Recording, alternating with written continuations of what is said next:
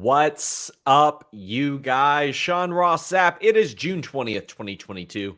This is Fightful Wrestling.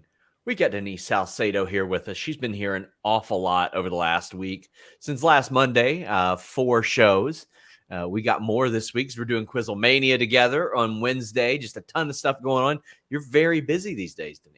Yeah, I am. My schedule for this weekend is absolutely insane because I will be going, over to Chicago for Forbidden Door. So I'm pretty excited about that. I'm literally going to be there for like 2 days. I'm doing Warrior Wrestling as well, so that should be good. But Love Warrior Wrestling. Yeah, making my official debut, so that'll be fun. Doing some ring announcing, some backstage interviews, whatever they have me do. Listen, completely water under the bridge. The whole GCW thing, you hit me in the testicles, all that. Listen. Water under the bridge if you do the same thing to Frank the Clown. What are you talking about? If you punch Frank the Clown. But I haven't even met the guy. I have no beef with him. Listen, just do it, okay? No, I don't Guys, throw F's up in the chat if you want Denise to hit Frank the Clown in the nutsack and get back on my good side. Sean, I don't need to get back on your good side. Okay, then why am I doing like muted? Anyway. Leave a thumbs up on this video. It would mean an awful lot. Get your super chats, get your humper chats in. Humper chats over at, look, I know you see all those F's in the chat. No, I'm not looking at the chat. I'm not looking at the chat. I'm not going to look at the chat. I'm not going to look at the chat. It's all right. I'll do it for you. Look at this. Sean, the people here want to talk about Raw. Can we please get to Raw? No, they want to talk about you stomping out Frank's nuts. That's what they want to talk about. Guys, leave a thumbs up. Subscribe, tap that bell for notifications. Subscribe to FightfulSelect.com. Just before WWE Raw went on the air, we broke the story that Rhea Ripley was out of the Raw Women's title match at Money in the Bank. We are about 15 subscribers away from another milestone, 7,000. We were the first and only wrestling property to even hit 3,000 on Patreon, and we're about to hit 7,000. It would mean an awful lot to me if you guys would do that. But you can also get your question or statement read on the air by donating a super chat or a humper chat over at humperchats.com. We got a lot of good. Go ahead, Denise. Sean, how many patrons do you need or do we need for me to get a significant raise? I'm talking a big, big raise. 10,000. 10,000 patrons. That's 3,000 away. But I mean, with that would come a show. Like you'd have to do a show. Oh, so I'd have to do more? Yes, of course. Yeah, no thanks. I'm already killing myself. I'm talking a significant raise for the one show I do a week on here. I'm not talking add to my duties list. Well, if there's one thing we don't want Denise doing, it's adding to her duty. Because as we know, she already takes those big fat shits. Leave a thumbs up here. We are going to talk WWE Raw. This week, we have some great content coming to you guys. I got an interview with Lio Rush. Denise interviewed Lio Rush as well.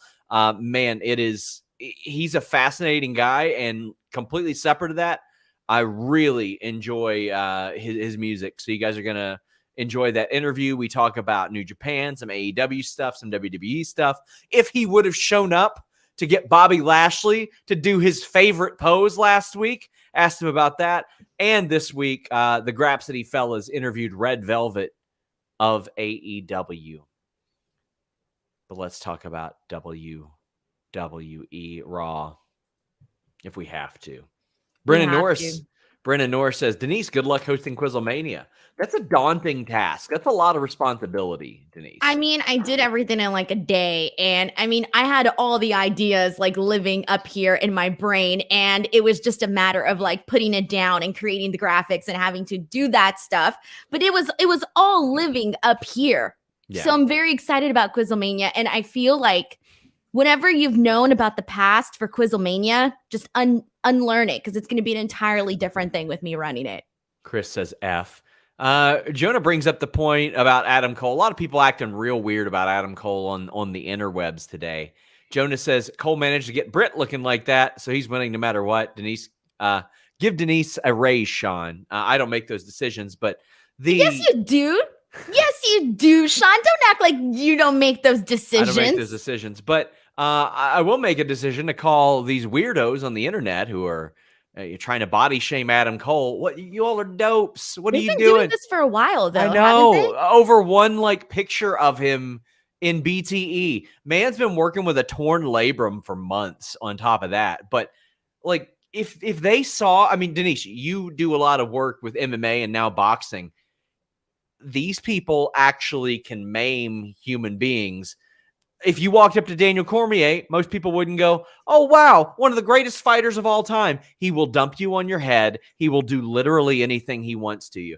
If Anderson Silva was plopped down in a UFC ring, like or a WWE ring, people would be like, oh, he's awfully skinny. John Jones would have got made fun of for his tiny little legs. When Rampage Jackson did a spot on WWE Raw, go back and look at this, guys. Virgil at 50 like made Rampage Jackson look small. Rampage ain't a small guy. He's rarely in shape at all, but sometimes when he fights, these guys can actually physically dominate other human beings. It's a show. I watched a movie where Bob Odenkirk was the star actor in an action movie. Denise, you did some promo for that, didn't you? Nobody? Yeah, I did. That was a lot of fun. It's the weirdest shit I've ever heard. But yeah, it's the truth though. I mean, remember like when I've done like a lot of, MMA interviews and, with the fighters backstage and all of that, there's been guys where I'm legitimately like their size and I'm a very, very short and there are guys that are like barely just an inch taller than me and they are absolute killers. Demetrius Mighty Mouse Johnson is all of 5'2", 5'3". I don't care who's watching this. Unless you are a pro MMA fighter, that man could do anything he wanted to you, and there's nothing that you could do about it. If you say, oh, but no, he couldn't. He's too No, he could. He absolutely could. There is nothing that you could do to stop it. So maybe don't be weird on the internet. It's not going to stop, though, Sean. It's going to keep going. It's going to keep going. But those people tell them themselves. Aussie Lucian says, let's get Denise as a hashtag step clown. Damn. Why? Because of Frank the Clown? No, Denise is a full-fledged, full-blooded clown. Thank you. I appreciate the respect. Vandalia says, Denise doing that would probably be a better storyline than whatever happened on Raw. Well, let's talk about what happened on Raw. Rhea Ripley is out, and a new top contender is in, and that top contender is Carmella, Denise. Now listen, I have long enjoyed Carmella's work. I think she's good at almost everything she does. I don't think it should be lost on us that last year at SummerSlam, when Sasha Banks couldn't face Bianca Belair, they trotted out Carmella to make the crowd go, oh, man. Like that was what it was designed to do. They brought out Carmella to get the crowd to go, no, not again, because it had already happened a bunch of times on TV. And then Becky came out, and they did the whole thing that was possibly even worse. So now they're running that back. Now, hopefully they bring up some aspect of this story or something.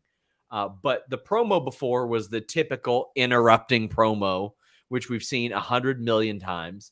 The match I thought was dope. I loved Asuka, Becky, Liv, Carmella, and who the hell else was in there? Alexa. Oh, it was a fantastic match. The action was fast-paced. It was great. You don't have to apply that much psychology in a match like that because you're just trying to get the pin. But this whole situation, obviously a bummer. I mean, nothing against Carmella, but the way that they booked her, and also, they haven't booked her lately. She didn't even exist on the show for a while. The way that they booked her last year, they did the match 100 times, and not having Rhea, oh, that's a bummer, man. I really wanted to see Rhea and Bianca. Here's the thing. When you saw the options, obviously with Liv Morgan and Alexa Bliss already being in the Money in the Bank, I thought, well, they can always take them out. They can reshuffle things. They can script whatever they want, right?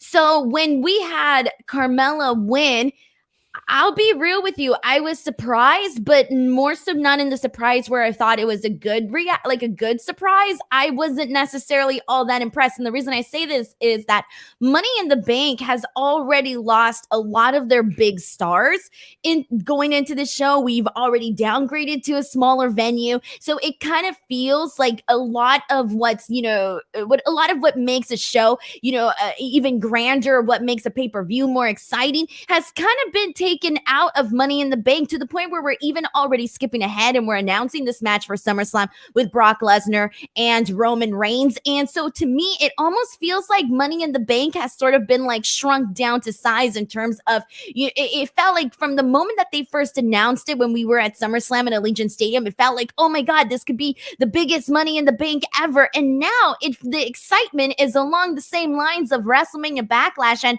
day one. It's kind of been, I feel like, demoted to that level of excitement. So when you have Carmella going up against Bianca Belair, to me, it's like, well, I don't really want to see that. That's not a big match to me. It's not a big match. I'm sorry. As much as I like, both women here, it's just not a big match. I think that they could have gone about it in multiple different ways. Like that, I know that Asuka and Becky Lynch, they're doing their whole thing. So okay, fine. But they could have easily, they could have done Liv Morgan, and it could have been something where it's like, okay, they could have had a fun match. I think Bianca and Liv Morgan, or hey, Alexa Bliss recently came back. Let's get her back on the map. Let's get her, let's get the ball rolling once again with Alexa Bliss. Let's have her in this match. So the fact that they didn't go about it that way in a way that I think would have been more exciting kind of bummed me out. But I do want to say that I wanted to go back and rewind a little bit and actually talk about this match because I loved this match. This match was an incredible way to kick off the show. And I thought like my favorite thing about it was the fact that they kept the pace going throughout the entire match. Like it was just like one girl would come in and do something and another girl would follow. Please, Asuka, I don't know, Sean, is it me or did Asuka's strikes just get so much more hard hitting than there were before? Or did I just forget how hard hitting they were? She's laying that shit in. She's probably tired of other people laying all their shit in and her not doing it. So she's like, to hell with it. This match did not let up at all. This was a blast, like start to finish. This was a great way to start the show. And again, because I saw the rundown, I knew Asuka was facing Becky later in the night. So that left me with one option over who was going to win. It was going to be Carmella. So it did kind of make it predictable for me. But even then, I thought it was amazing. I thought it was incredible. I thought that they killed it. And because of the nature of this, having Carmella off TV and then having her come back and win this match, because of the unpredictable nature of the five-way, I think that it worked out really, really well. This was a blast. This was the best thing on the whole show, I thought. I do have one criticism, and the one criticism that I have is actually in regards to commentary, because this match, to the people watching in the building, to the people watching at home, you knew, like, you felt yourself getting into it. You felt like, okay, this is not just, your typical 3-minute women's match. Like, no, they're going all out there and they're doing all of this. I didn't think commentary matched the enthusiasm of the match and what we were seeing, or even the enthusiasm of the crowd. And it was kind of noticeable because there were certain moments, especially at the top of this match, where there was really cool stuff being done and it was like crickets. So that was my one, like, if I noticed that like commentary isn't reacting to these big spots, it's gonna stand out. So that was the one criticism that I did have in this match, where I didn't think commentary matched the enthusiasm or matched the level of excitement that you were seeing in the ring and that you were hearing from the crowd. Lots of super chats about this situation. We got Joel Wood saying Bianca should never work Money in the Bank. A second year in a row, her opponent got pulled before the show due to injury. Unfortunately, when Bianca is champion, it's been snake bit. The plans have been snake bit often. Bailey, Sasha, now Rhea. That is such a bummer. Orion Ben says, reminder they kept Asuka on the shelf for months. Well, I mean, she was hurt. There wasn't really a lot they could do about that. Brett Watt says, first post Raw I've had the chance to tune into for a few weeks. Appreciate everything both of you do. How are we feeling about women's Money in the Bank lineup so far? Live in the Bank. We'll talk about that a little bit more at the end of the night, but right now I'm liking the lineup. I'm going to talk a lot more about the Money in the Bank briefcase specifically towards the end of the evening, but I'm liking the way it looks so far. I mean, I think they could have probably, like, looking at this, I'm excited to see. I think Liv has been doing such a great job. So has Alexa. I think Raquel will have some good shining moments here. Asuka will be great. I think the only one I'm totally not, like, so crazy about is Lacey Evans. I think that she could have probably been in a different spot, but it's fine. You know, there's always going to be that one person that you're less excited for. We got Daniel R saying, have you watched any new episodes of The Boys? I watched one. I have to get back into it. It got to be a little like the plot became the same thing after a while for me. So hoping that it sort of refreshes, but I'll check it out soon. I've never seen The Boys, but I'm rewatching Gilmore Girls. So any Gilmore Girls fans, please hit me up because I'd never seen the show before. And why are you making that yucky face, Sean? You hate Gilmore Girls? Do you have an issue with Gilmore Girls? It's not Want to throw down? Oh, I'm sorry. I'm sorry. The show is not for you. What? Why are you acting like that? The way you said it, you're like, oh, it's not for me, that girl stuff. Blech. No, it's just That's not literally for me. what you meant. I don't think it's a good show. Did you watch it? I liked it. I caught it on a few times. But to me, I'm enjoying it. I can't think of a single show like that has over 100 episodes that I think I would probably enjoy from a creative aspect. I'm pretty sure they're probably 150, 160, 170, something like that. So I don't know, but I'm watching it and I'm enjoying it. Hey, so any Gilmore Girls fans, please hit me up. I hope you like it. It says a lot about you. Coxhead says again. That's a shot. I'm not dumb. I know how you work. That was a shot. It says a lot about you. Yeah, it also says a lot about me that I'm always hanging out with you. Okay, that's the most questionable aspect of my character. It says that at least you got a little bit of taste. No, it says that I need to go out and make new friends. You're eager to learn. That's awesome. Learn what? Coxhead says, again, sorry it isn't Raw related. I'm a few months behind watching Dynamite. Just watched O'Reilly and Phoenix. What a banger. Don't like overlong stuff. I could watch 30 minutes of that. Hey, I mean, I binge watch an awful lot of wrestling. I watch NXT UK like 4 episodes at a time. Nothing wrong with that. But yeah, that was a hell of a match. JK Schwal says, sorry for not being Raw related, but I think I missed the Q&A last week to ask. No, the Q&A was replaced by Reckless Speculation podcast last week. So you didn't. But he says, do you think we get the Okada coin drop on Dynamite? I don't think so, Denise, because I think they've established that he's not going to be at the show. I think that they specifically mentioned it for that reason. I think they wanted to manage expectations. Yeah, it makes sense to do that. And I think they did it very clearly right off the bat. Yeah, I thought, and it was probably smart to do that that way people just weren't expecting it. Omar says, Denise, doesn't SRS pay more than Ollie? What? I'm not here at liberty to discuss my payments and what I get paid. I don't talk about my finances on the air. There you go. Joey But Batts. I would like a raise, Sean, just FYI, without an additional show. You mean like the one I gave you last month? Yeah, but I want another raise. Okay. Joey Batts says, on Friday, Denise admitted that she was a whole 15 years old when she thought Vince McMahon actually died in that limo explosion. She also admitted to hating cats. Please bury her, Sean. Can we please? Is this like snitch on Denise hour? Like, I wish it was. That'd be great. It'd be better than the show we're about to talk about. Okay, we already knew that I don't like cats. I think they're terrifying. We've already known this when I was going off on Oliver. Oliver the cat. It's rude. It's terrible. Why would you do that? I'm sorry. And then, yeah, I was very sheltered. JW Pringle says, Gilmore Girls is one of the best written shows of all time. Great dialogue and social commentary. I can't speak for the social commentary. I'll tell you that one of the few things I did like about it was the dialogue. I thought I like that they don't waste any time in the dialogue. It's a very fast-paced show. I know you're being sarcastic right now. You're being serious. You're being a jerk to Gilmore Girls. No way. I'm not. Yeah, you are. I would never do that.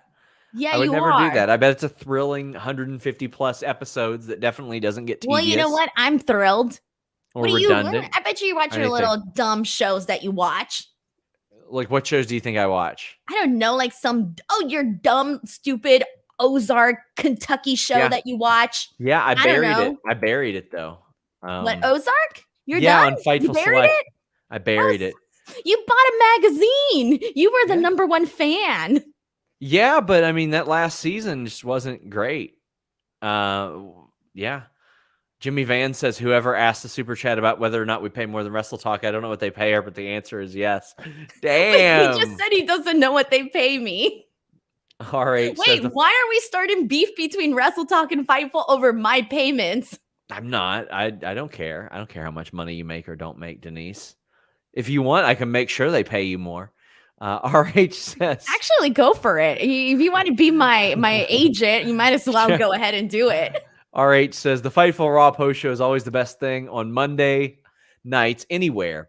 SRS and Denise, you two make my day every Monday. Well, you make our day every Monday. The best part about this is getting to talk with you guys. Time out.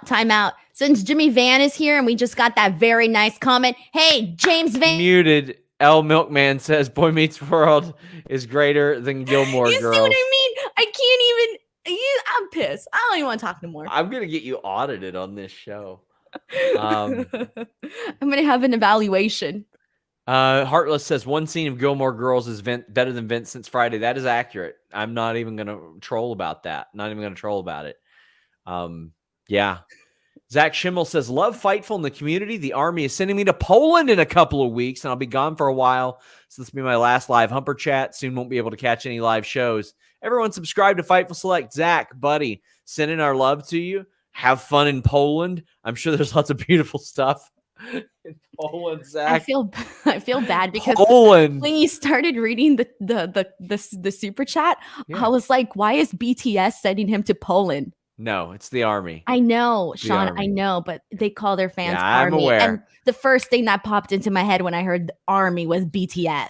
Well, Zach is a great dude. We love Zach. He's always been so supportive to us, but big thank you to him and enjoy yourself over there. We hope you guys enjoyed the AAA review this weekend as well that Denise and Carlos did. Normhausen says, didn't watch Raw. Hope it was fun. D. Martinez tagging again on Dark got me thinking. AEW women's tag belts or WWE actually doing a tournament for them. Shida and Sasha teaming. I would not expect Sasha just to jump into another wrestling promotion. I don't think we're getting AEW women's tag belts anytime soon. But Deeb and Martinez teaming again is great. And this is actually the super chat I meant to get into after the AAA plug. But Coxhead says, I've checked Select and can't see the story on Mexican wrestlers not being allowed at the AEW New Japan show. What's the situation with that? I mean, CMLL and AAA hate each other. Denise, I thought, broke it down pretty well. One company is particularly petty about it. Yeah, I wanted to emphasize that CMLL is... Oops. My earphones fell out. I wanted to emphasize that CMLL is a little bit more hard-headed, a little bit more on the stubborn side of things in terms of wanting to work things out. I think AAA, especially after I talked to Conan, he kind of basically alluded to that as well and basically said, like, we're willing to make things work, that sort of thing. Well, that's good. Graham says, I'm a Jimmy stan, but Sean deserves another raise. I do. And Orion Ben says, hottest free agent in 2024, MJF or Denise? Denise is technically a free agent at all times. She's very, very staunch about that, actually. Mayan Dabura, 69. Mayin Dabura, 69, says, my first super chat for the Fightful crew. And you're butchering it, Sean. You're butchering their first super chat. I'm going to sound it out. We're going to get through these words. Any news on Bayley's status? Is she injured or waiting for creative? She's still injured. I mean, she tore her knee up really bad last year. That's a full year out pretty well. But, man, you all are getting us to talk about anything but this show. Which is interesting because we actually do have things to talk about for Raw today. Joel Wood says Naomi started posting on social media again, but Sasha's been radio silent. Any news on those two? Talent at SmackDown were under the impression Sasha was released. Talent relations, digital. And when I say digital, people thought I meant like digital as in editing out the photos. I meant like who manned the roster and things like that. They hadn't been told of any update yet. Public relations hadn't given me an update or anything like that. And that's usually who I get confirmations with. But we had the Riddle promo, and then Omos beat Riddle in a Money in the Bank qualifier match. Let me tell you what I'm not excited to see. That's Omos in a ladder match. Do you think there's any chance he wins this ladder match? Sean, I said this from the very beginning. I said Good. Omos was going to win. Now, is that my pick? Not necessarily, but it feels to me like it's pretty obvious. But I'll let you finish talking about what you were going to talk, or should I just go ahead and jump into my analysis? That you're done? I literally asked you what you Okay. thought about this. I know, but I thought you were going to give a little bit more Nah, information I don't before I give a jumped shit. in. Nah, I don't Okay, care. well then let me give a shit because I freaking hated this, and I hated this That with every sucked. fiber in my being. And the reason that I hated this is because what's the number one thing, Sean, that we're always talking about when it comes to stars and making stars in WWE? That they need to make stars, right? Mhm. Right. Okay. So on Friday Night SmackDown, we had Roman Reigns and Matt Riddle. Okay. And that was a really freaking great match. Now, given the fact that we went right into Roman Reigns and Brock Lesnar all over again, I think a lot of us could have argued that they should have had Matt Riddle win just for the sake of doing something different. They didn't. Okay. We got over that. Weekend went by. Now it's Monday. You have Matt Riddle, who came off of this really great match with Roman Reigns. Yes, he lost. Yes, it's unfortunate. Whatever. But he's coming off of that big win. And then he goes into this with Omos and gets pinned by Omos. And I get it. They want Riddle to do something else and they want him to do whatever he's doing with Seth Rollins. I get all of that. But to me, I just did not think that they should have had Omos defeat Matt Riddle, especially coming off of that hot match that he had with Roman Reigns. That is not that's exhibit Z as to why they haven't built new stars in WWE, because they do stuff like this. Yeah, I agree. Very clearly, Omos is not the guy. He is not the guy in the ring on the mic from a performance standpoint, from a charisma standpoint. I'm not saying Riddle is, but he's much more close to the guy than. What are you talking about, Sean? It's night and day. If they were to actually, that's what I just said. What the hell are you talking about? But you made it seem like there's just a little bit of a difference. There's a big difference. No, I'm just saying that. Like, I don't think that Riddle's exactly the face of the company here, but Jesus Christ, like, who do I think should win this match? Who do I think should be pushed? Who do I think should be in the ladder match? Who do I think would make for a better, like, is anybody ordering the pay-per-view because of either one of these people? I don't know. But they're definitely not because of Omos. All due respect to Omos. Christopher says that Omos makes Sid look like Luthez. Yes, he does. He ain't good. He just isn't good. It's just not good.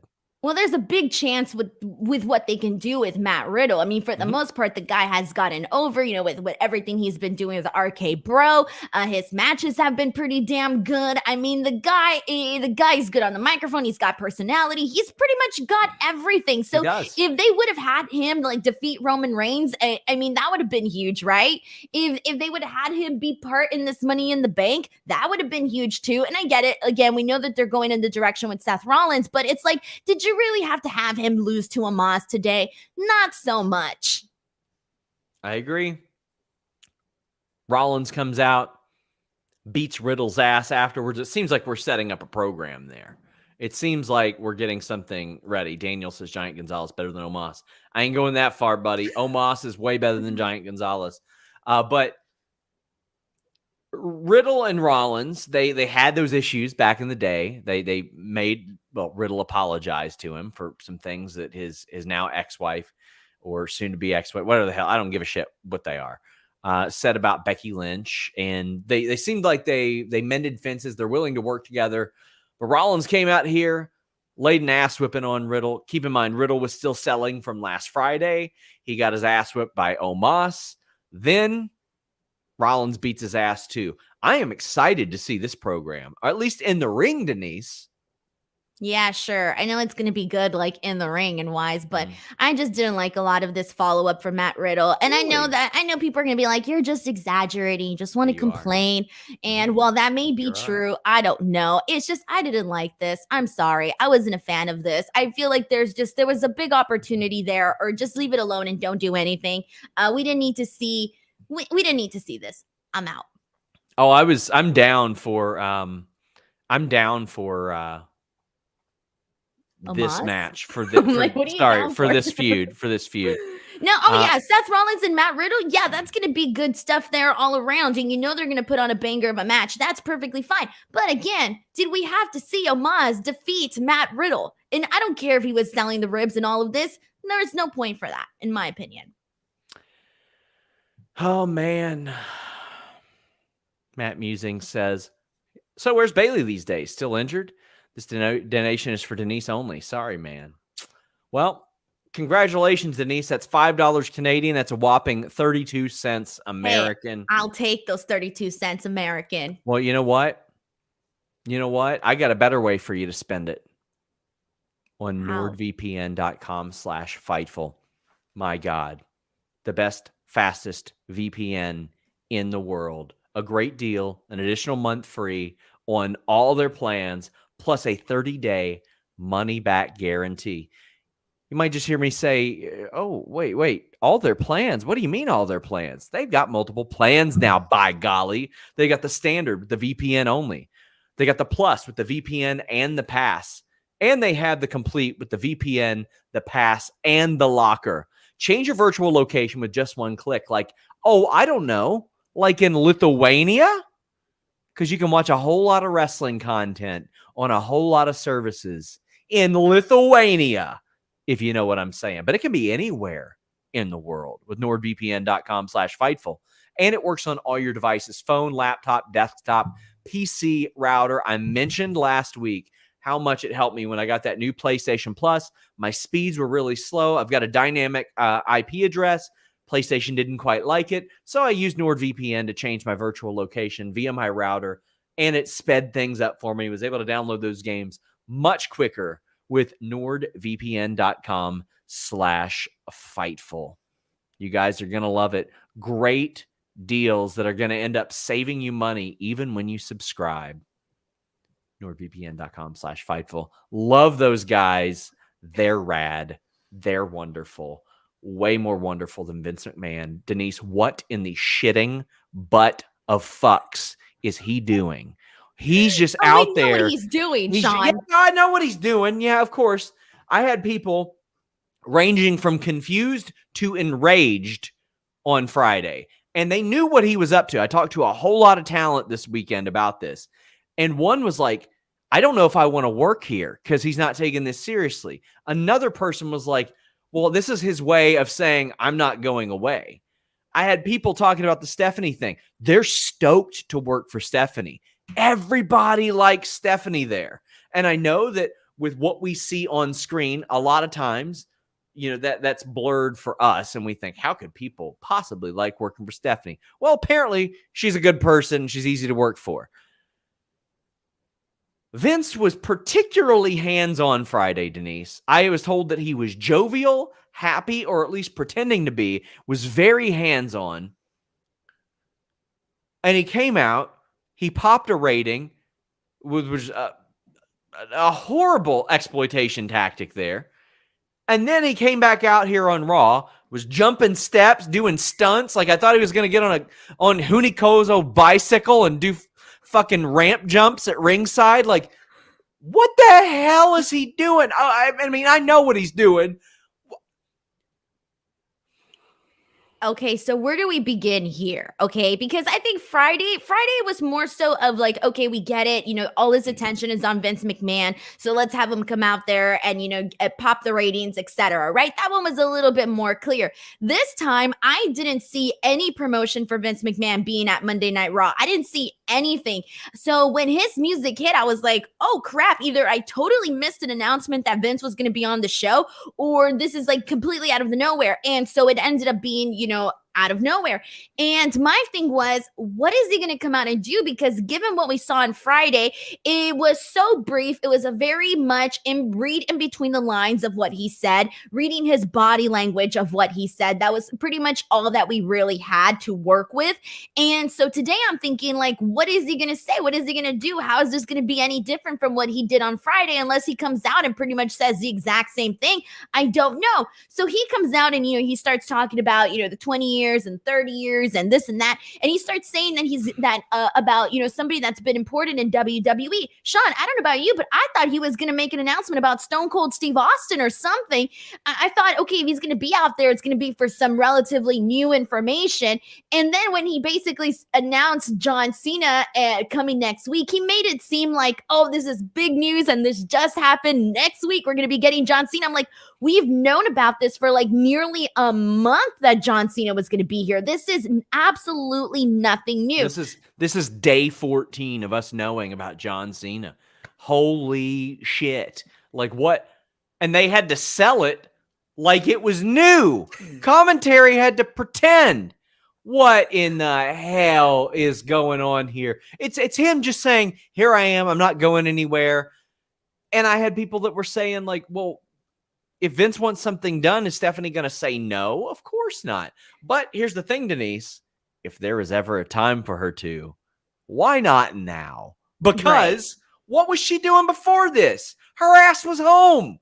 She went home. And that was brief, too. She didn't even get to be at home for that long. Yeah. She didn't want to be there. She left.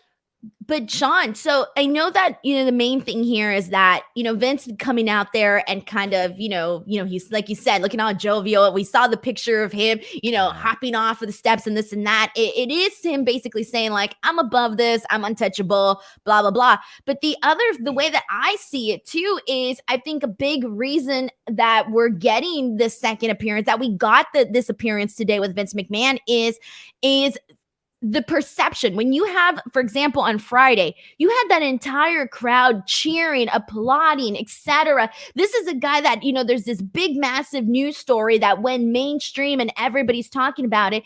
And, everybody is, realizing the gravity of it all. At least most people are realizing the seriousness of it.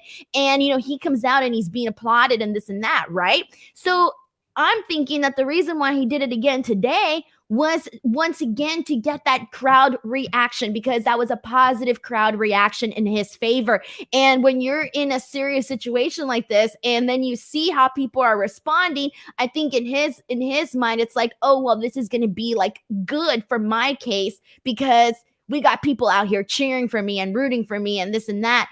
And so I almost feel like that's the reason why he did it, on top of the other reasons as well, or at least the other speculations of like him basically saying, I'm here, I'm untouchable, screw this, I'm Vince McMahon, that sort of attitude. We have a wealth of information on FightfulSelect.com. If we don't break the story, we're going to get a whole bunch of news and details behind it, no matter what it is. And we had a lot. I was up nonstop this weekend talking to wrestlers about how they felt about this last week as well. We got an awful lot of information on how this was being ran and operated and how people felt about it. So check it out. Subscribe to FightfulSelect.com. We are 15 away from 7,000. So please help us get there. We would love to be the first wrestling property to hit that. No, please help us get to 10,000 by tonight. That'd be great too. I would give you a raise on the spot if that happened. I would double your please. I'm going to start doing witchcraft and pray for 10,000 patrons. Bert Sanzarni says he's a narcissist in the pure definition. Daniel says saying he was hands-on sounds creepier now. And Luis says, we thought it was Cody, but Vince is going full Homelander. Boy, that's accurate. And JW Pringle says, I hate Vince, so this one is for Zach. Thanks for serving. And take care of yourself. Get back soon. Indeed, buddy. Sending our love to you. Come back safe. Joel Wood says, Vince is trolling at this point, and a part of me can't stop laughing. Seriously, though, I have a feeling Vince knows this investigation isn't going to go well for him. I mean, it already didn't go well for him. I mean, there's no way. I mean, I'm sorry. There's no way to spin gave her like a toy to one of his executives as a positive. You can talk about a lot of aspects of this and look at it a certain way. There's no positive way to look at that. And other NDAs emerging for this similar type of thing. We'll see. We'll see. More details will emerge. Heartless says, I would dare Vince to show up to Black and Gold NXT and see how that crowd reacts. Today, he'd say we are NXT 2.0 and get a few cheers and leave. CWC would go nuts for him. Yeah, Vince would get a cheer no matter what. I mean, it's just the way that fans are.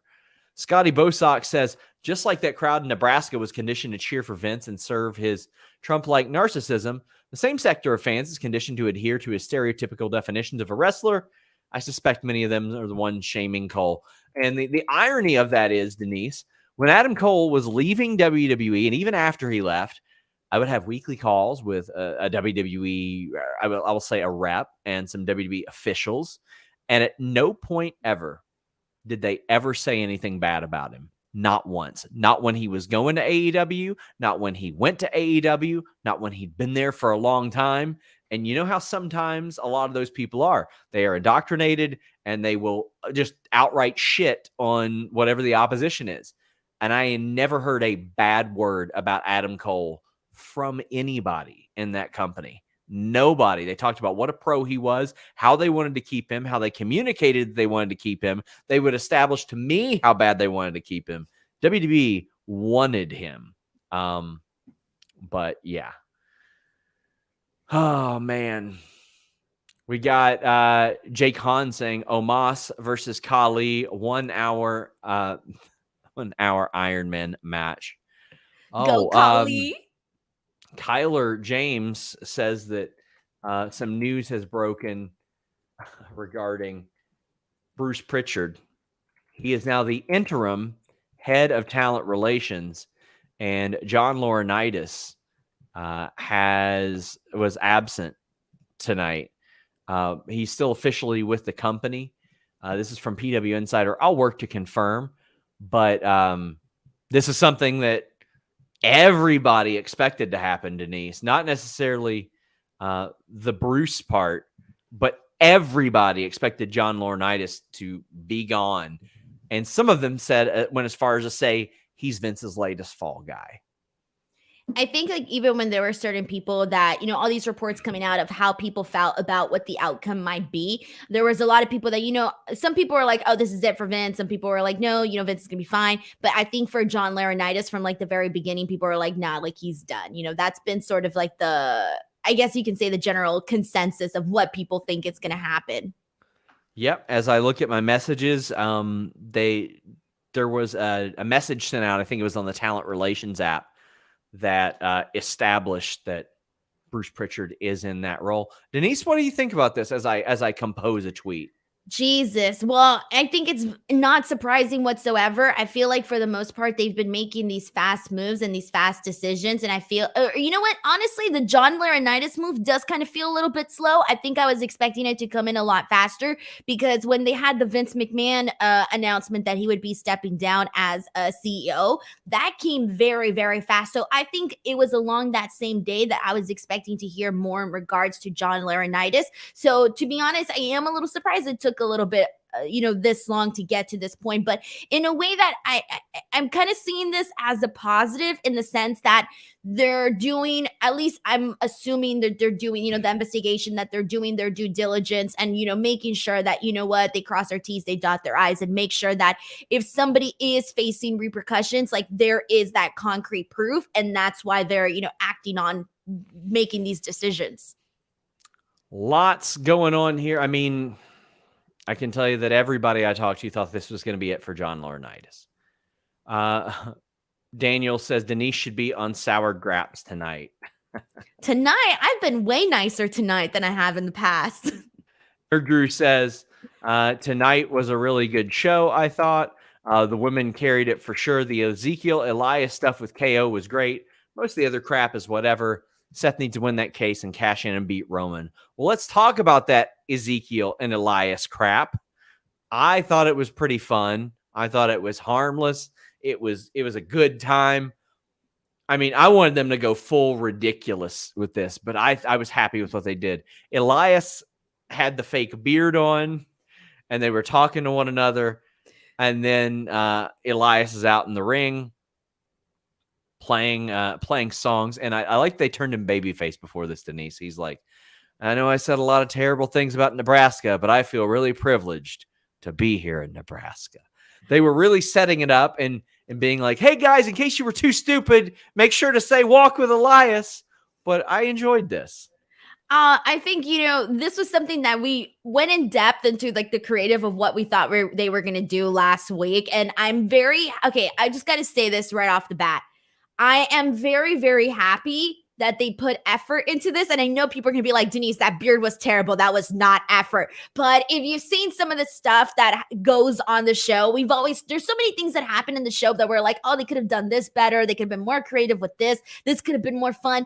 I think they did a good job with this one here. And then, just like the visual aspects where they put that big old, I don't know what you call those freaking banner things in the back. I forgot what they're called. There's an actual name for it. And I'm forgetting the tapestry. There you go. The tapestry that they pushed there in the back. And so I liked how they were, trying to find ways to, manipulative and make it look like the editing, a little bit more crisp. And they even did the fist bump and all of that. I thought this was great. And I know the beard was, really, really bad. And let's be real, they're a $1 billion corporation that could definitely afford some good Hollywood special effects makeup artists that could have been flown in and, done some really good stuff. There are people out there with skills, man. They could have done something great here, but it adds to the charm though. So I'm not completely like, oh, I'm not going to trash the beard because to me, it adds to it. It adds to the, the silliness of it all. Being able to decipher that it was a fake beard, I thought helped a little bit. Yeah. Right.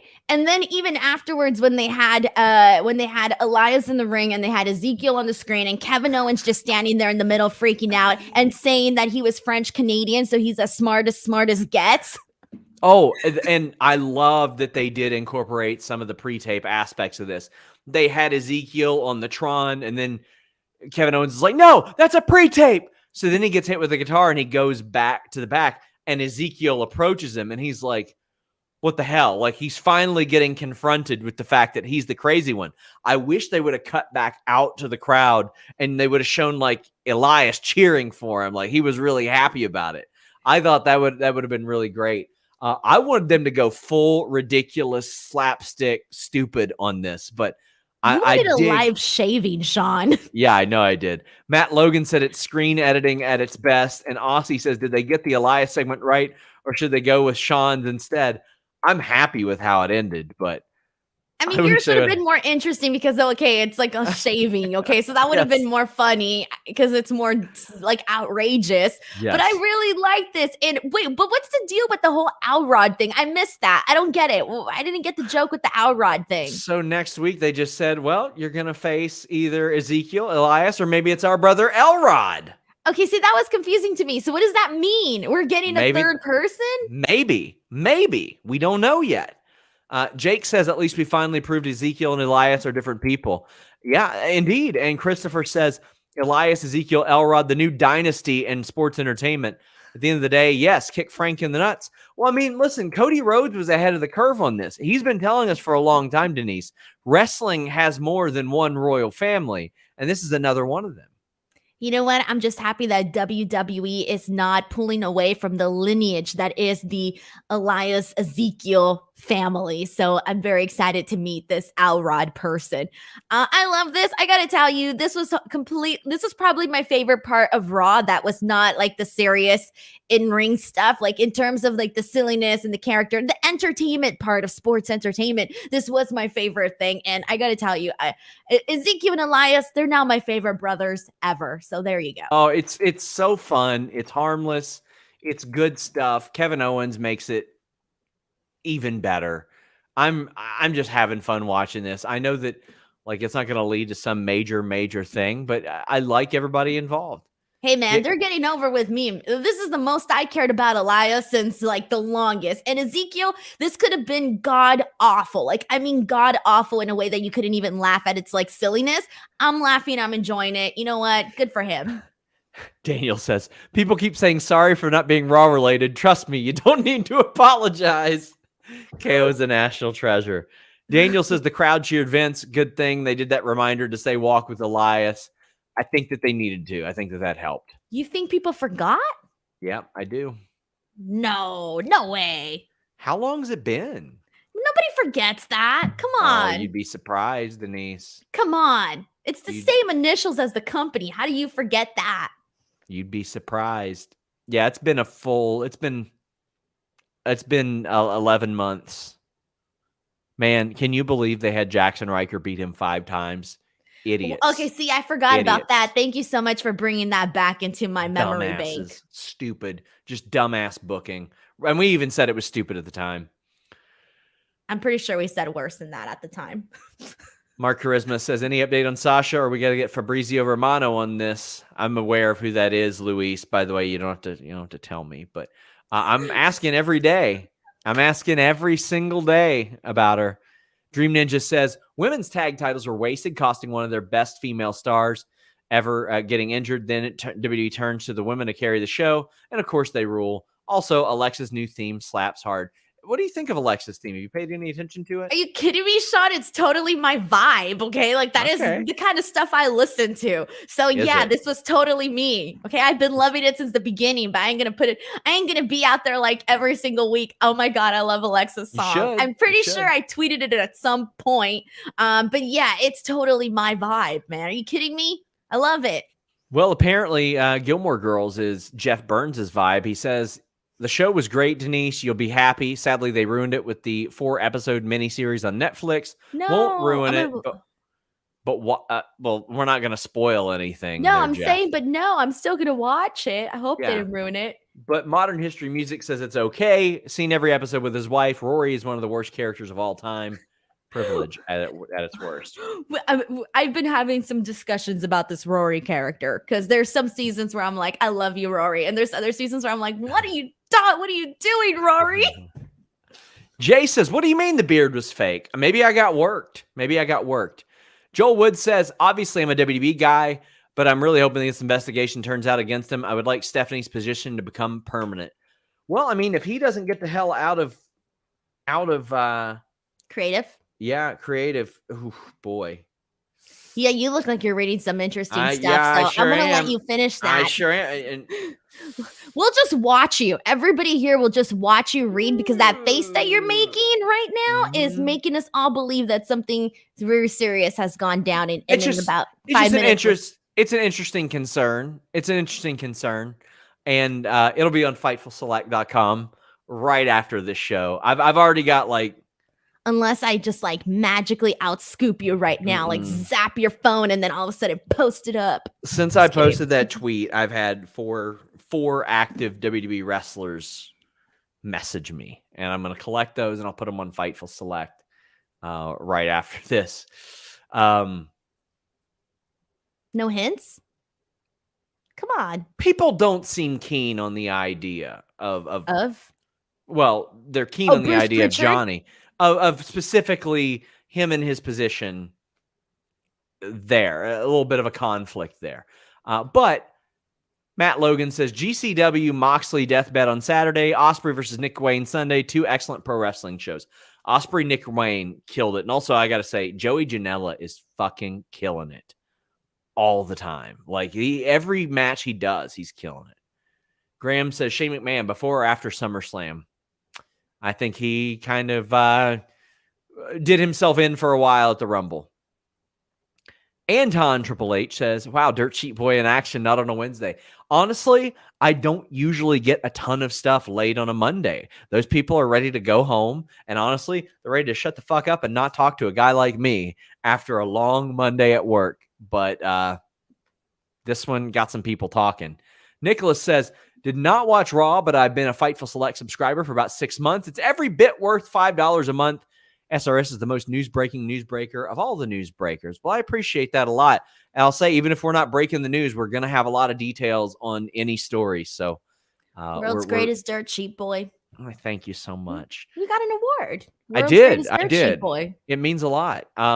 Veer came and cut a promo. Now, I'm not going to say the source material was good. I think the script sucked ass, but I thought he did really good with it because they had him talk like a normal human being. And I thought he was really good at it. And I saw people say, oh, well, I thought it was bad. Well, you can think it was bad, but you know what? Not everybody needs to scream, or not everybody needs to talk like The Rock or Ricky Starks or Steve Austin or classically great talkers. I think super athletic guy who we have seen slaughtering people, remaining calm and collected is a lot more intimidating than what we've seen for decades and decades and decades, which is foreign heels screaming. I like Veer. I like what he's doing. I wish they would employ the goddamn story.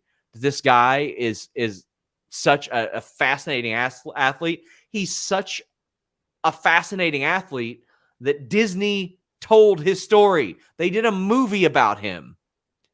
And if WWE can identify with one thing, Denise, it's picking up somebody that doesn't know shit about wrestling and saying, let's make this work. That was literally the Veer story with baseball. He didn't know anything about it. He played cricket. And they're like, let's see if this shit works. And it did. He could have made it to the major leagues if not for some injuries. I'm liking Veer. I'm enjoying him. I like this approach a lot better. I think this was the first time I've ever legitimately heard him speak. So it was kind of interesting because I would say like his promo was perfectly fine, but there was this almost like this tone, this change in his voice where he went from speaking normal, just like this, to adding a little bit of that, that he's kind of been accustomed to doing on the show. But I feel for the most part, he's getting the hang of it, because I did like how he, hit a couple of the words and, punchline those, like when he was saying something about carnage, and now he has this whole slogan now, Veer is his thing. And I'm like, okay, cool, simple. I like it. I do think that they have, some potential there with Veer. I mean, I'm not expecting this guy to be, main eventing WrestleMania by any means, but I still think that there's a good spot for him on the show. And it's just a matter of like the presentation and having him come out today and actually speak words. I think that's a good direction into the presentation of Veer. Yeah, I'm really enjoying that. I like the different approach for it. So that's something that was needed straight from the jump, because I remember Seahawk on Twitter saying, like, they got this guy talking like a caveman. Like, what the hell are we doing here? He's a good looking athlete, and like, let him be that. Sandoval says, Joey is killing it and telling people to wait. Never mind. I don't get it. Oh yeah, I do get it. Jake says, the proud Pittsburgher, how dare you say we have a pro baseball team? I'm a Reds fan, so. Joel says, so Bruce isn't liked by talent for that position is the basic summary of what you read. I don't want to say that necessarily, Joel. You're a subscriber. You'll see what I mean. I want to type it out. That way I don't really – that way I don't fumble over my words as I could probably do. So you're better. So you can't get your words out, Sean? This message that I just got, and it's from a former top name, and it says, Vince only knows 3 people, LOL. I see. Damn, Sean, you're just leaving us out here in the cold, man. Can you like share your screen or something? Give us the 411, the hot stuff. I'll tell you privately. I feel left out, man. I just feel like I'm just sitting here like, sorry, I'm on the outside. We're on the outside looking in. Listen, this is my life. I love it. I sent you who it was. Oh, I got it. Yeah. Yeah. Chris says, speak with Zeke and cheer for Veer. Well, oh, goddamn. Where are we at now? Jay says, you just finished talking about no, Veer. It's just the some of these comments coming in are pretty funny. Jay says, interesting. The XFL. You're broken, Sean. You're broken. Take a minute. Laugh it out. Go take the floor. Take the time you need. Let it out, Sean. Breathe in and out. Hold on. Is this what these you're like? Wrestlers? Listen, if these wrestlers would post these jokes publicly, oh my gosh, they would like connect with an audience so much more.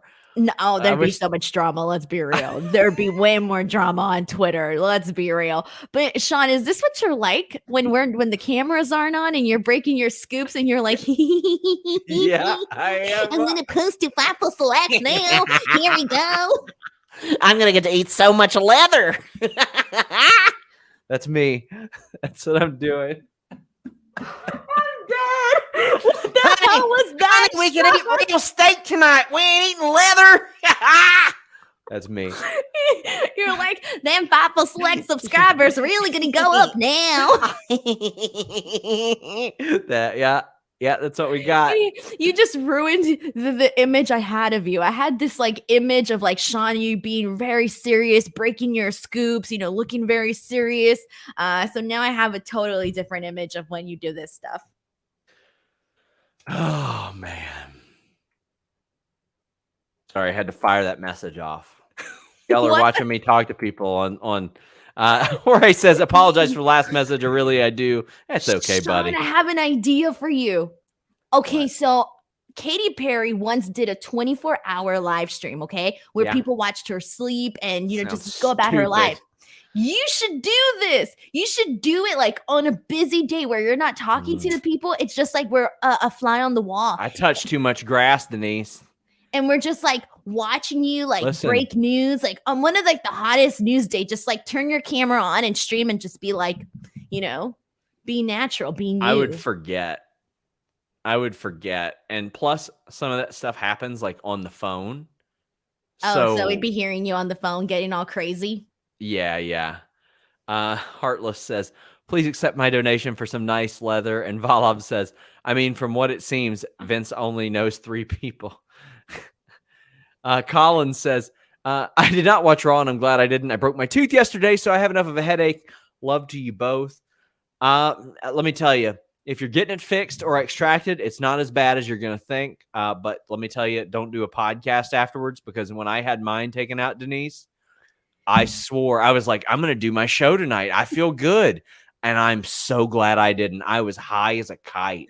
Sean, you messaged me while you were like on I didn't remember anything. You were on drugs, and you messaged me. You had a conversation with me on DMs. Yeah. The next day, you hit me up and you had the same conversation, and I was like, Sean, we already spoke about this.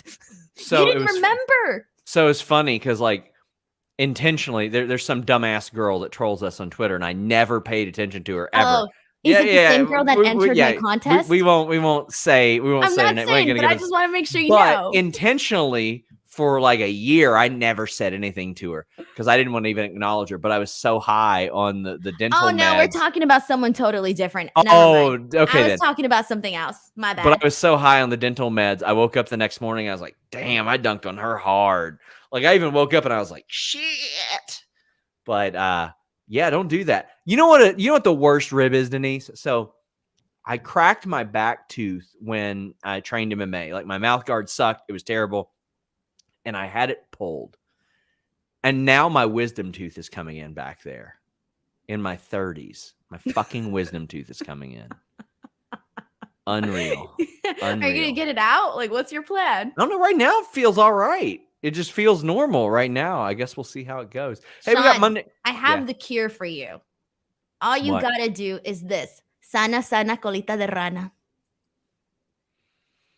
That's the cure. Man. I don't know what that means, Denise. It's sana, sana, colita de rana. Someone please translate it. Someone could translate it in the chat, and I think you'd be surprised what the translation equals Say it slowly for me. Okay. Sana, sana. Okay. Colita de rana. De rana. Sana, sana. Colita de rana. De rana. It's sana, sana, colita de rana. Didn't you call me like a frog's ass or something?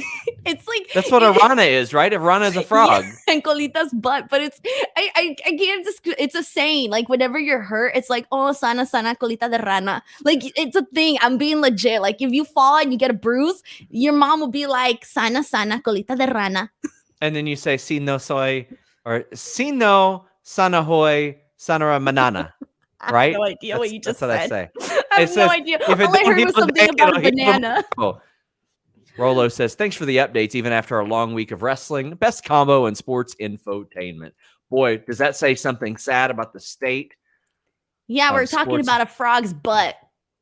Well, listen. If you want to drink something that's tastier than a frog's butt, try Athletic Greens 1. AG1 at athleticgreens.com/Fightful. This has replaced my general multivitamin. It's drinkable, which is way better than a multivitamin tablet. You put a scoop in your shaker, You put a little water in there, you shake it up, you drink it, you're good to go. Right now, you get 1 year supply of vitamin D and 5 free travel packs. I love those travel packs. I even ordered an extra set just so I could have the convenience of them. But they are the category-leading superfood product, bringing comprehensive and convenient daily nutrition to everybody, keeping up with the research by changing their formula 53 times over the last decade and counting. That's once every few months. They are changing their formula, adapting with science. 1 gram of sugar, no GMOs, no nasty chemicals or artificial anything. That's the best thing. A lot of those drinks you get at the store, they're pumped full of artificial garbage. NotAthleticGreens.com/Fightful. Vitamins, minerals, dairy-free probiotics, adaptogens, and antioxidants make you feel better, regulate your gut health, support a healthy immune system, support focus, and replace a lot of those products that you get with athleticgreens.com/Fightful. Someone says, heal, little frog's tail. Boy, that sounds like a terrible Google Translate. I would never do that. Hey, Jeff Hawkins. There you go. It's Bam. like, I don't know how to explain. It's like sun. Yeah, it's like that, like sana. I don't know how to translate it perfectly in English because it could have but it is like basically like it's okay, like their little frog's butt, like rub little frog's butt. I don't know how to describe it. I got a message from downstairs that said, "Why are you talking like a hillbilly villain?" Because I am a hillbilly villain. That's why. Bury me with my money. That's me. Oh my God. Jake says, Sean, when are you going to start Twitch streaming those PS5 games you talk about or break out the old hardware for NCAA goodness? I wasn't big on NCAA. I thought about streaming the new Turtles game. I beat it today. It was a lot of fun. I'm going to play through it some more. You should do a co-stream with me. I would do that. That'd be cool. We're streaming live on Twitch right now, actually. Alex Wynn says, I want to see the Street Profits win so bad at Money in the Bank and really shake things up, but I don't see it. With my luck, they'll lose, split up, go into the 24/7 division, and then start teaming again after 3 months without explanation. Well, Dawkins beat Jey Uso. So, they have never faced each other one-on-one, Denise, but I felt like they had. Yeah, I was going to say exactly. Like they had. I feel like I had seen this 100 times because we've seen the tag match like 7 times, including earlier this month, Denise. Angelo Dawkins getting a win, good. I don't think he gets nearly enough credit for improving because Montez takes so much of that spotlight. He does the flashy stuff, and that's a little bit easier too for your casual viewers, especially. No matter what, you're always going to ooh and ah. And whenever he does that, whenever he goes out and has a killer performance like this, he's got to get his flowers because he's been having killer performances. He's been adapting and doing new things. And I think that's important to note because Montez does take that spotlight a lot. And there ain't nothing wrong with Montez taking that spotlight, or I don't even want to say playing second fiddle, but being there. I think that Angelo does not get enough credit for what. I don't know what foul, something foul. I don't know what it was. Fell. Let's see. Let's see it, Denise. I can't even see what fell.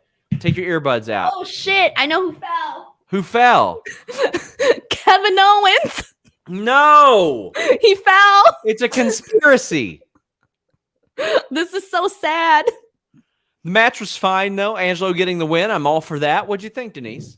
I kind of feel bad because I didn't realize this was the first time match until you said it, because I kind of felt like I had seen it a bunch of times.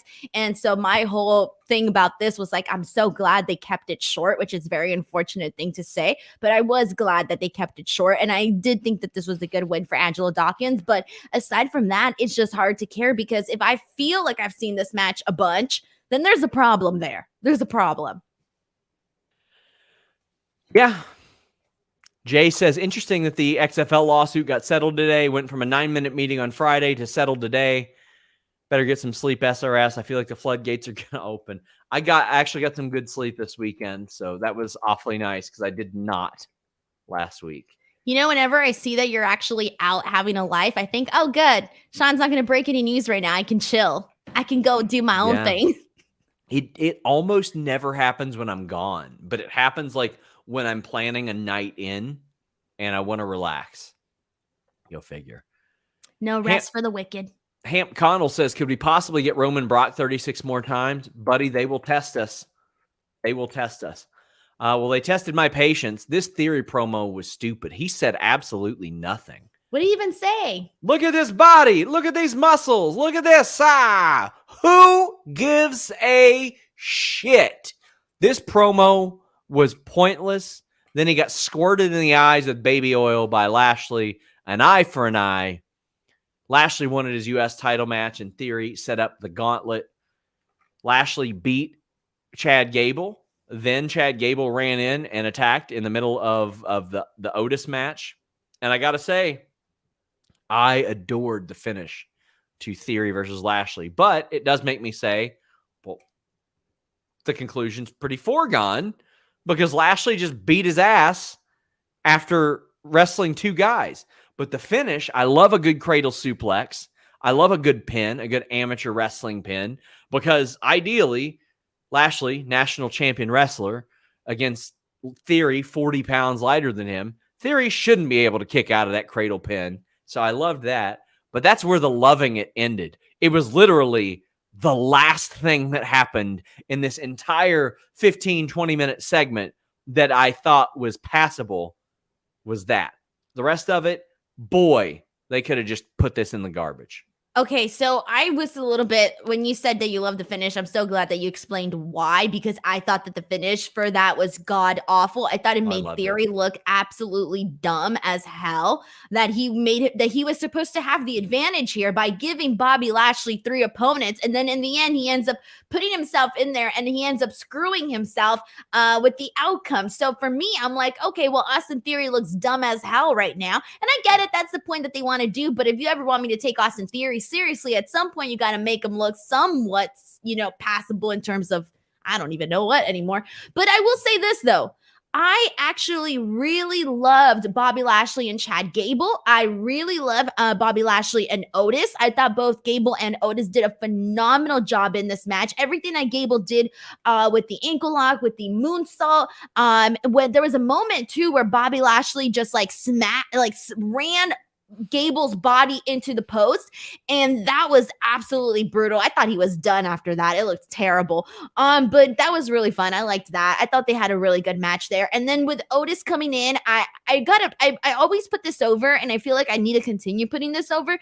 It's a lot of what Gable and Otis do. Some of the things that they shout out, it's just so freaking funny. Like there was one part where I forgot what Otis did to Bobby Lashley, but it was something on the barricade on the outside, and I forget what it was, but he was like, oh, that felt, he was like, oh, that felt good, right? Like immediately afterwards, and then Gable was like, oh, that's my guy, and this and that, like just little things like that kind of pushed the act a little bit further. So I really did enjoy what they did there. I thought the ending was dumb, but everything that they did with Gable and Otis was pretty cool. Reminder, guys, leave a thumbs up on this video. Get your super chats, get your humper chats in. Pat says, Theory has a Lex Luger gimmick without the physique. Not that it's bad or anything. It's really weird. I mean, it was a whole promo of nothing. He didn't say anything. And that's what was weird to me. And it is tough to top like that Lex Luger version of that. Miz TV. I am so just over Miz TV. I don't ever want to see Miz TV again. Sean, this is why I was at like a whole year ago. Good. Well, Miz has tiny balls. Did you know? I don't care. This is terrible. Yeah, they're ruining ball jokes for me. Yeah. I'm done with the Miz TV. I don't want to see it anymore. Ciampa, what is his deal? Why is he so obsessed with people in the Miz? Like, did Miz hire him? Mm-hmm. Is he dating Marjo? What's going on? I was just happy to see Ciampa, so I didn't really complain about it. I didn't really feel the need to complain about that. I was just so happy to see him in this match with AJ. But it did come out of nowhere, though. He's showing up. Not out of nowhere. He shows up and beats up anybody that has an issue with the Miz. It's kind of out of nowhere, though. It's random. Not really. He does it all the time. But why? It's random. Exactly. Why? Tell me why. I don't know. Maybe he's working for the Miz. I don't know. They haven't said. Have they said anything? That's the point. No, why? Oh, then I don't know. Match was good. It was short. AJ Styles wins. And then the Miz tried to attack and got kicked in the head. I am not that interested in a Miz AJ Styles program either. I would have been more interested in an AJ Styles Ciampa program. That's for damn sure. That's literally what I wrote down in my notes, was that it's sad that the focus here is supposed to be AJ Styles and The Miz and not AJ Styles and Ciampa, but that's where we're at, and it's literally the exact same thing. Every single Miz storyline is exactly the same. It's all about his TV show, his reality show, his wife, his family, this and that. I have heard this story 1 zillion times, and I have been over Miss TV for the longest time. This isn't new. This has just been one of the consistently worst parts of Raw. Remember when they were doing the freaking drip stick thing? God, that was terrible. That was the peak worst of what they were doing with Miss TV, Moist TV, all of that. That was horrible. Nathaniel Cornett, our good friend, says, thanks again, Sean, for letting me know Forbidden Door isn't actually sold out. Yeah, there are some obstructed view tickets available. And he says, also, do you think Ciampa is one of the more recent botched call-ups? All he's done so far is blindside people on behalf of The Miz, then lose with no explanation. That's what I was getting at. There's no reason for it. We don't know why. Then he just loses. To me, they have not handled Tommaso Ciampa anywhere near his level, Denise, of where he could be. And I mean, he's just a good character. He's a good performer. He's a good wrestler. I don't know how you don't find something for him. You don't have to try too hard with him. When he comes out and he says, I'm going to kick your ass, I'm going to kill you, you believe it. Just with his facial expression and his overall presence. Also, Nathan Cornett, hopefully we could do karaoke again when I'm back in Chicago. Denise, you doing any karaoke this weekend? Probably not. I need to have somebody there to egg me on. Plus, who am I going to do karaoke with? Myself? Like, that's you just did sad. Last time. You went with us last time. Yeah, I know, but that's because I was forced. That's why I went. I wasn't planning on singing or doing anything. Sanchez says, y'all definitely up there in wrestling info, though, along with Brian's Granny and Hollywood Hangman, the Mount Rushmore. Hollywood Hangman, give me a break. I hopped in his spaces the other day. But Brian's Granny, I'll be you know what? That's good company right there. Brian Alvarez's Granny, she is legit. I actually liked listening to her on those shows quite a bit. But we've got Asuka defeating Becky Lynch. They have fantastic chemistry. Why? Well, because they wrestle a lot these days, Denise. Asuka gets the win. I thought they were going towards the double count out. I was ready to post the whiny tweet like, they're already doing this with Sheamus and Drew McIntyre. They're doing it again here. But then Asuka got the win. How'd you feel? I liked this match. I liked this match a whole lot. I thought it was good. I have to put over Asuka strikes during this. I think that she's just been like elevating her game. I don't know what happened, while she was, in her recovery for her injury, but she came back and she just feels a little bit better than ever for me right now. So I'm really digging what she's been doing. In terms of like, Becky losing and her snapping, that just continues that. She's been doing great work in terms of like the acting wise, like even just like the ending closing shot of this with her. Yeah, that was good. I like that. Like, that's one of the things that I've been liking. Like, when she did that whole feud with Lita and she was like, psycho and my hero. And, that was like the best thing I'd seen. And she's just kind of continued, doing that a little bit differently, but she's continued that like psycho crazy person thing, which has been pretty good to see.